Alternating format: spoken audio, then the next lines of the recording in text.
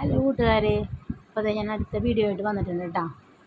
അപ്പം നമ്മുടെ തൈ മറിഞ്ഞ് വീണ് കഴിഞ്ഞിട്ട് ഞാൻ പറഞ്ഞില്ല കുറേ കരിക്കും വെള്ളക്കയും എല്ലാം ഉണ്ടായിരുന്നു. അപ്പോൾ ഞാൻ അതിൽ നിന്ന് കരിക്കെടുത്തിട്ട് പായസം വെക്കാമെന്ന് ഓർത്ത്.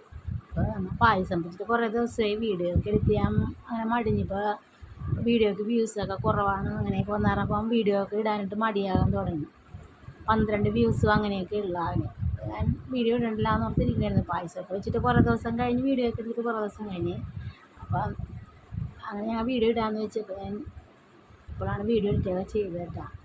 അപ്പോൾ പാലടപ്പത്ത് വെച്ച് കാച്ചി അത് നല്ല തിളച്ച് കഴിഞ്ഞപ്പോൾ അതിലേക്ക് ഞാൻ കരിക്കിൻ്റെ വെള്ളമൊക്കെ കൂടി ഒഴിച്ച് നല്ല അരപ്പ് പോലെയൊക്കെ എടുത്തിട്ടുണ്ട്. അതിലിട്ട് അതൊക്കെ ഒഴിച്ച് പിന്നെ കരിക്ക് ഇങ്ങനെ നുറുക്ക് പോലെ അരിഞ്ഞെടുത്തിട്ടുണ്ടായിരുന്നു.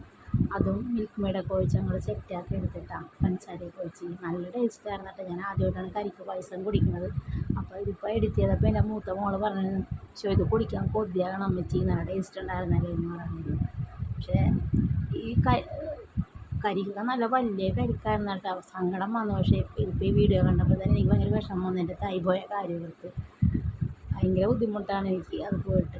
പിന്നെ അതിൻ്റെ ഓലയൊക്കെയെല്ലാം ഞാൻ കീറി സെറ്റാക്കി നല്ല ഓലയൊക്കെ എടുത്തിട്ടുണ്ട്. അതിൻ്റെ ഒരു സാധനം പോലും ഞാൻ പാഴാക്കി കളഞ്ഞൊന്നുമില്ല, എല്ലാം എടുത്ത്. അപ്പോൾ അത്ര ഉള്ള ശരി, ടാറ്റാ.